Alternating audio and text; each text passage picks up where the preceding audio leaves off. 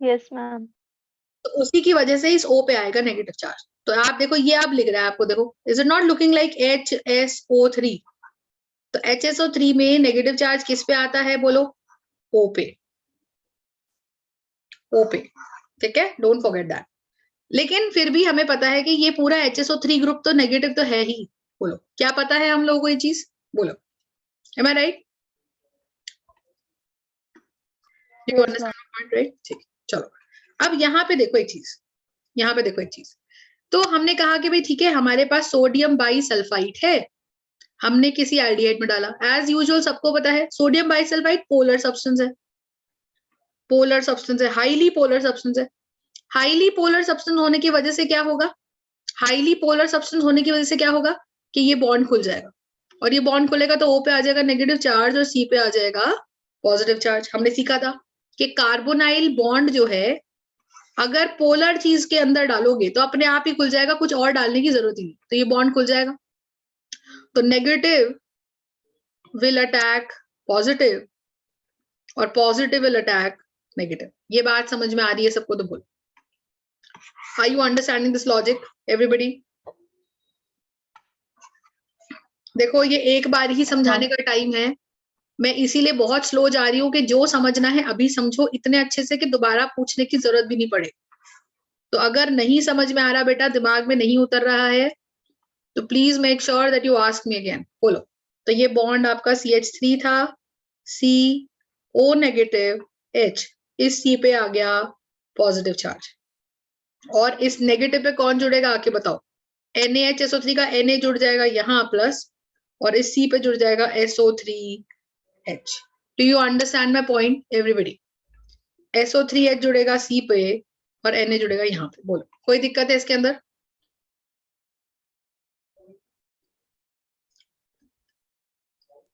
No ma'am. ठीक है, clear?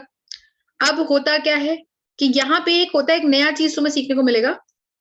ये जो एक कंपाउंड बन गया ना, ये जो कंपाउंड है इसको आप कुछ पॉजिटिव हटा दो, ये नेगेटिव हटा दो, तो ये ओवरऑल एक कॉम्प्लेक्स बन गया आपका ONA, ठीक है। और ये बनता है एक क्रिस्टलाइन सॉलिड, ये बनता है क्रिस्टलाइन सॉलिड। तो आप देखो इथेनॉल भी लिक्विड, सोडियम बाइसल्फाइड का भी लिक्विड सोल्यूशन है या एक्वस सोल्यूशन है, लेकिन जब इनका रिएक्शन होता है तो फाइनल प्रोडक्ट बनता है क्रिस्टलाइन सॉलिड। ये सबको समझ में आ रही है बात? Yuvraj, Chanchal, Chhavi, Priyanka, Vinay, Harsh, Devendra, Kunal, Ashish, Mukul, everybody guys, I hope you are understand right? समझ में आ गई? आकाश ने कनेक्ट नहीं किया आज, is he not aware of the link? ठीक है, ठीक है, कोई दिक्कत इसके अंदर। तो ये हमारा मेन कॉन्सेप्ट है। अब जब ये क्रिस्टलाइन सॉलिड आ गया, अब ये टेस्ट कैसा है? तो इतना ही था इसके अंदर कि भाई NaHSO3 का आप एडिशन कर रहे हो और उसमें Na पॉजिटिव है और SO3H नेगेटिव है, बॉन्ड अपने आप खुल जाएगा, कार्बोनाइल बॉन्ड O पे नेगेटिव आ जाएगा, C पे पॉजिटिव आ जाएगा, और पॉजिटिव जाके नेगेटिव पे जुड़ जाएगा और नेगेटिव जाके पॉजिटिव पे जुड़ जाएगा। इतना सही आपका चीज था। इसमें एक आयन एक्सचेंज और होता है, वो मैं अभी नहीं बता रही हूँ, पर ये टेस्ट कैसा है? How do we call this as a test? That's my point. So the point is, देखो मान लो मेरे पास एक टेस्ट ट्यूब है, उस टेस्ट ट्यूब के अंदर मैंने कोई एल्कोहल, सॉरी मैंने कोई इथेनॉल या कोई भी एल्डिहाइड भर दिया। अब ये एल्डिहाइड भर दिया, ठीक है जी। पहली बात तो ये कि अगर एल्डिहाइड भर दिया और एक दूसरी टेस्ट ट्यूब है उसमें मैंने अल्कोहल भर दी, और मेरे को दोनों ही ट्रांसपेरेंट है, ये भी एल्डिहाइड भी ट्रांसपेरेंट है, मान लीजिए अल्कोहल भी ट्रांसपेरेंट है, तो देखकर तो मैं नहीं बता सकती जी कौन सा एल्डिहाइड है कौन सा इथेनॉल है, क्योंकि मेरे लिए तो दोनों ही लिक्विड है, दोनों ही ट्रांसपेरेंट है। तो अगर मैं आपसे पूछूं कि बिना छुए, बिना सूंघे, बिना देख के कैसे भी आप कैसे बताओगे कि ये एक कोई एक एल्डिहाइड है एक अल्कोहल है? तो पहली चीज आप ये बोलोगे कि मैम एल्डिहाइड का एक ही टेस्ट है विच इज NaHSO3, आप दोनों में NaHSO3 डाल दो और आप देखोगे कि जिस भी बीकर में एल्डिहाइड होगा बस उसी में ये रिएक्शन हो जाएगा, और ये रिएक्शन होने के साथ साथ फाइनली अपने आप एक क्रिस्टलाइन PPT कह लो, प्रेसिपिटेट कह लो, एक क्रिस्टलाइन सॉलिड बन जाए। समझ पा रहे हो मेरी बात? बोलो, do you understand this point? लेकिन अल्कोहल में अगर आप डालोगे तो नो पीपीटी फॉर्म, कोई भी पीपीटी फॉर्म नहीं होता, ये रिएक्शन होएगा ही नहीं, वो सिंपली जाके उसमें डिसॉल्व हो जाएगा। तो I hope you are understanding कि कोई भी चीज आ जाए apart from aldehyde and ketone, NaHSO3 बच्चे उसमें घुल जाएगा और एक क्रिस्टलाइन सॉलिड बनाएगा, और बाकी और कोई भी चीज होगी तो उसमें NaHSO3 कुछ नहीं करेगा, वो जाके बस उसके अंदर डिसॉल्व हो जाएगा। No PPT is form, no solid is form, nothing. और ये क्रिस्टलाइन सॉलिड किस कलर का होता है? व्हाइट क्रिस्टल्स बनते हैं। I hope you are understanding. बोलो, लॉजिक क्लियर है सबको? Everybody, I hope you are understanding. Yes ma'am. ठीक है, तो ये लिखते जाओ साथ साथ। तो it is the test of aldehydes and ketones. तो ये हमको हेल्प करता है टू डिस्टिंग्विश बिटवीन, लिखते जाओ, to distinguish between carbonyl and non-carbonyl compounds, carbonyl and non-carbonyl compounds। समझ पा रहे हो मैं क्या बोल रही हूँ? It helps me to distinguish between carbonyl and non-carbonyl compounds। ठीक बात है everybody?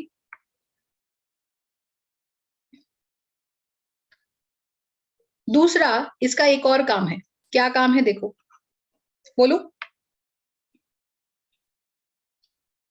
दूसरा इसका एक काम और है। दूसरा काम क्या है? It helps to purify, it helps to, पीछे कर दो। हाँ जी,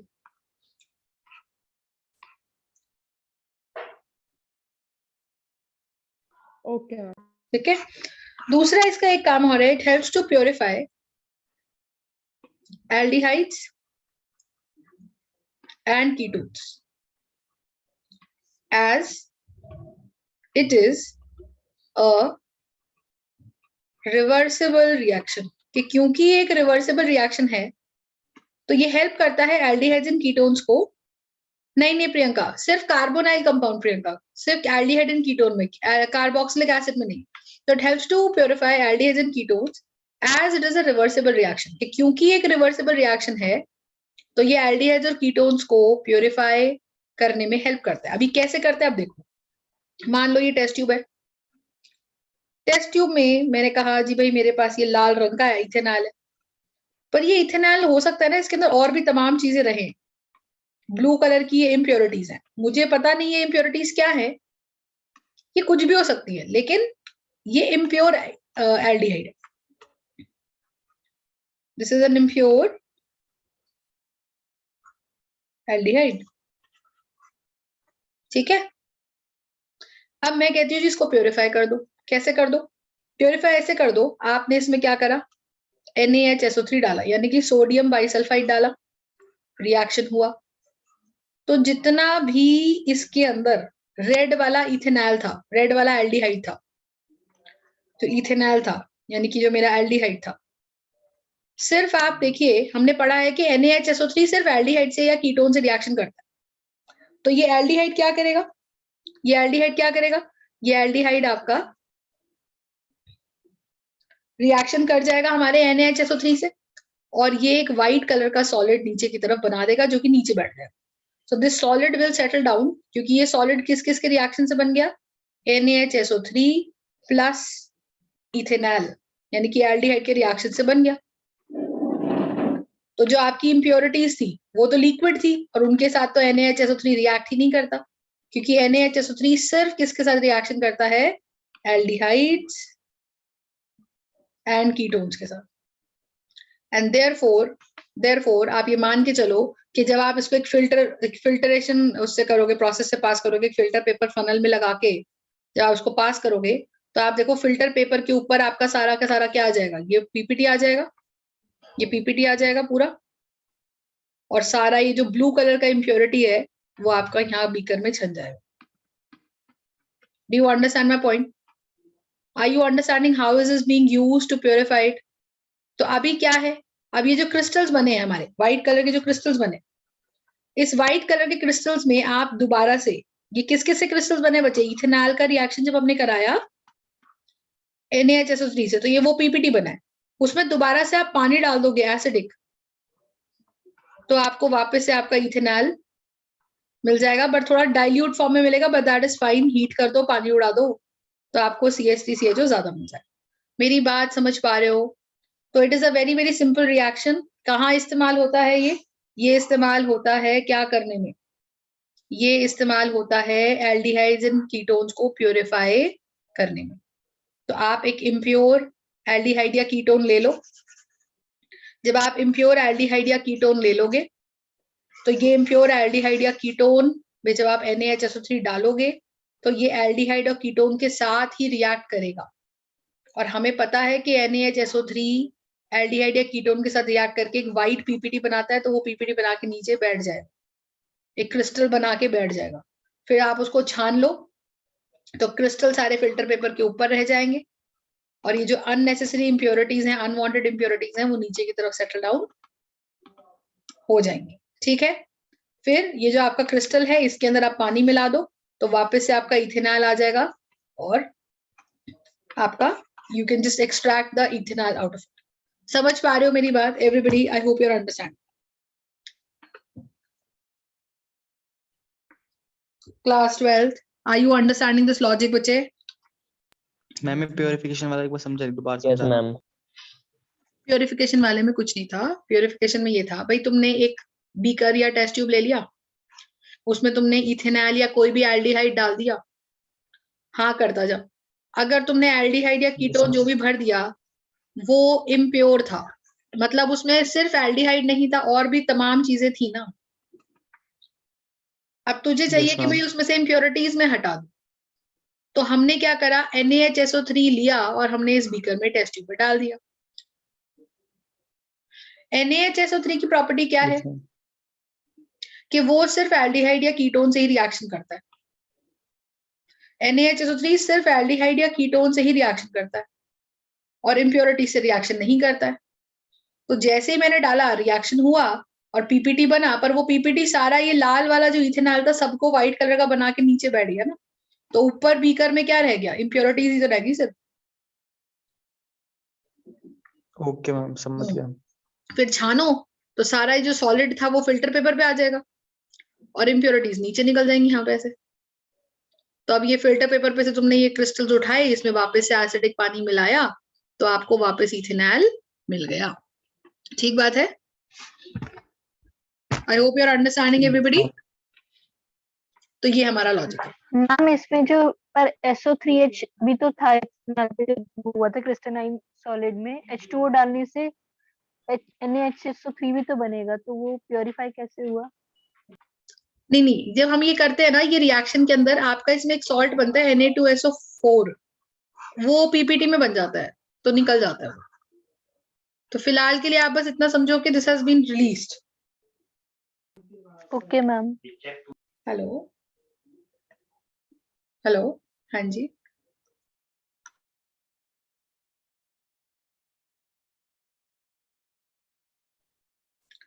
ठीक है, समझ पा रहे हो मेरी बात? तो ये हो गया हमारा NaHSO3 का एडिशन। तो ये बड़ा ही इंपॉर्टेंट रिएक्शन है, डोंट फॉरगेट दिस रिएक्शन। तो आपने इसमें HCN का एडिशन कराया तो साइनोहाइड्रन बन गया, आपने इसके अंदर अल्कोहल का एडिशन कराया तो एसिटल बन गया और हेमी एसिटल बन गया, आपने इसके अंदर क्या बोलते हैं ग्रिग्नार्ड रिएजेंट का एडिशन कराया तो अल्कोहल बन गया, और आपने इसके अंदर NaHSO3 का एडिशन कराया, तो ये टेस्ट हो गया एल्डिहाइड या कीटोन का, क्योंकि सिर्फ यही रिएक्शन करते हैं, और दूसरा ये प्योरिफिकेशन में हेल्प करता है।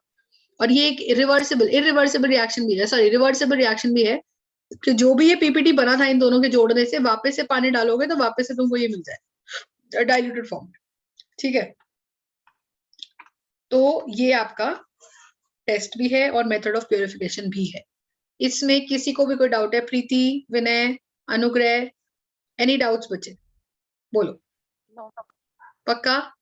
चंचल, हर्ष, उदय, देवेंद्र, मुकुल, आशीष, कुणाल? Yes ma'am. जय भारत माता। ठीक है, चलो, करेक्ट देवांश, गुड। चलो नेक्स्ट लिखेंगे केस 2। केस 2 आज कुछ है क्या जो मेरे को नहीं पता? आज कुछ है क्या हमारे इंडिया से रिलेटेड? वो मैम अखंड भारत है। हाँ अखंड भारत, वही वही मेरा मतलब था, अखंड भारत, इसलिए मैं जय भारत माता कर रही थी। But anyway, case 2 is the nucleophilic addition. Case 2 is the nucleophilic addition. Tuesday ma'am, Tuesday. Of course वो पूरे जय देश बजरंग बली। कौन है ये? विनय यार, this okay okay, alright. So क्या हुआ nucleophilic ma'am? Addition reaction, sorry क्या कह रहे हो? Nucleophilic addition reaction with the removal of water molecule, with the removal of water molecule. Case 2 हम पढ़ेंगे आज, nucleophilic addition reactions with the removal of water molecules. Okay, इसमें बेटा mechanism मैं क्लास में ही कराऊंगी, पर इसको आप लिखो जरा। इसमें क्या होता है, एल्डिहाइड या कीटोन में कोई भी एक ले लो, उसमें आप डालते हो या तो अमोनिया या आप डालते हो अमोनिया डेरिवेटिव, अमोनिया या अमोनिया डेरिवेटिव, ठीक है।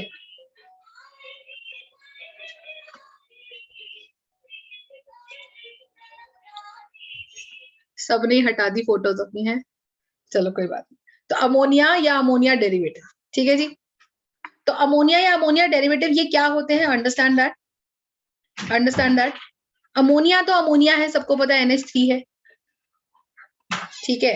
अमोनिया डेरिवेटिव क्या है? डेरिवेटिव का मतलब जो अमोनिया से बनते हैं, अमोनिया से प्रोड्यूस होने वाले, जिनका रॉ मटेरियल अमोनिया था, तो उनको बोलते हैं अमोनिया डेरिवेटिव, ठीक है। अब अमोनिया क्या है? अमोनिया एक गैस है, बेसिक है नेचर में, ठीक है। छोटी छोटी बातें इसके बारे में आपको पता होनी चाहिए। अमोनिया का स्ट्रक्चर पिरामिडल होता है, आई होप ये सबको पता है। इस पे एक लोन पेयर होता है और ये lone pair always ready to donate, तो जो इलेक्ट्रॉन्स डोनेट कर देता है वो बेस होता है। आपको अगर याद होगा हमने वर्ड पढ़ा था लाए, लुइस एसिड एक्सेप्ट इलेक्ट्रॉन, तो लुइस बेसिस डोनेट इलेक्ट्रॉन, ठीक है। Everybody, I hope you are understanding, बोलो सही बात है। तो ये कुछ कुछ छोटी छोटी बातें आपको अमोनिया के बारे में पता होनी चाहिए। अब देखो, अब अमोनिया के डेरिवेटिव्स कौन कौन से हैं, मैं आपको एक मेथड बताती हूँ, ध्यान से समझिएगा। मान लीजिए मैंने कोई एल्डिहाइड ले लिया, एक बार पीछे कर दो प्लीज। हाँ एक मिनट ले,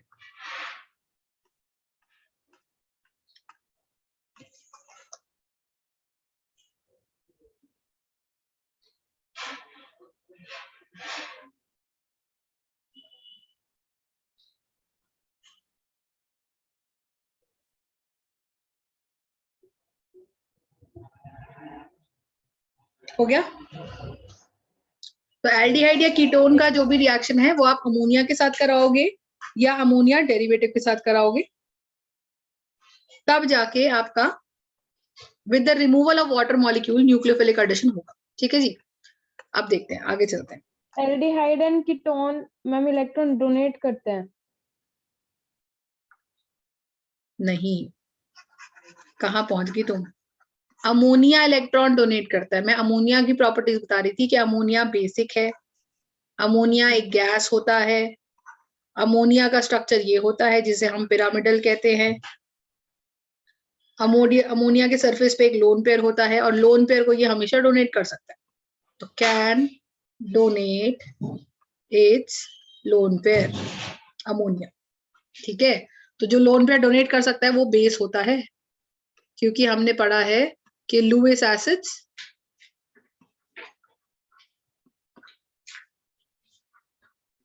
एक्सेप्ट इलेक्ट्रॉन, तो डेफिनेटली लुइस बेसिस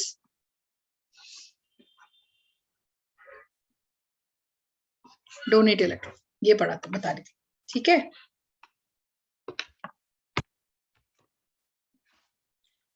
आगे बात समझ, चलूं आगे मैं, एक बार मुझे समझाने दो फिर आई कैन मूव बैक। देखो, मान लो, अब ध्यान से सुनो प्लीज, लिखना नहीं, सिर्फ समझो, फोकस तुम्हारा से समझने में होना चाहिए अभी, ठीक है।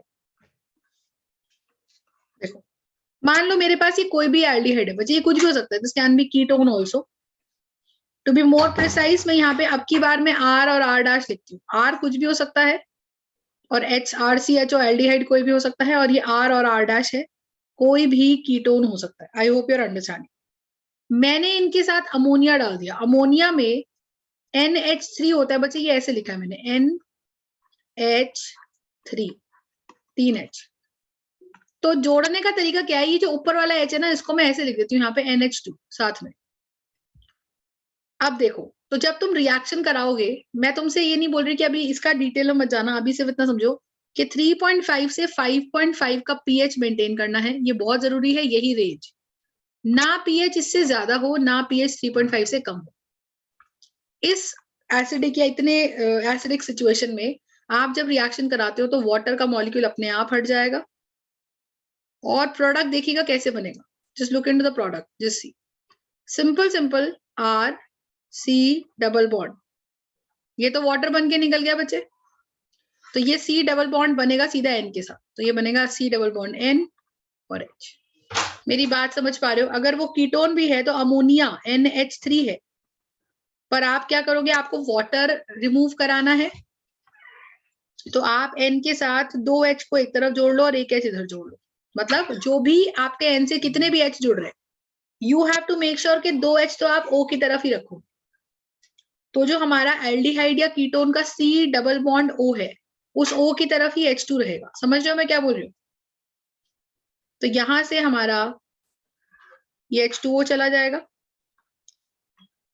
ठीक बात है, और ये बन जाएगा RC double bond N, RC double bond N, यहाँ पे R डैश है और ये H। तो रिमूवल ऑफ वाटर मॉलिक्यूल होगा, पर आपको ऐसी कंडीशंस एसिड या बेस डाल के क्रिएट करनी पड़ेगी जहां पे पीएच 3.5 से 5.5 मेंटेन रहे। समझ पाए मैं क्या बोल रही हूँ? समझ पाए हो तो मैं आगे चलती हूँ, बताओ। You just understand everybody? Yes ma'am. सबको समझ में आ गया? तो आपको बस क्या करना है, C double bond O group रखना है एक तरफ, और जो भी आप अमोनिया डेरिवेटिव ले रहे हो, अभी तो मैंने सिर्फ अमोनिया से ही करके दिखाया है, अमोनिया होता है NH3, तो ये जो H है 2, ये आप यहाँ से निकालोगे। अब इसमें क्वेश्चन क्या आता है, रीजनिंग क्वेश्चन आता है, जिसमें मैकेनिज्म पूछते हैं कि भाई what is the reason of this pH range, कि why only this pH range, why only this pH range, कि अगर इससे ज्यादा हो गया 5.5 का तो क्या होगा, और इससे नीचे हो गया 3.5 का तो क्या होगा। ठीक है जी, ठीक है, समझ पा रहे हो मैं क्या बोल रही हूँ? देखो अब कुछ अमोनिया डेरिवेटिव्स बता रही हूँ। देखो, एक होता है अमोनिया NH3, कंबाइन भी करके लिखूंगी, तो ये है हमारा अमोनिया, ठीक है, ध्यान से सुनिएगा।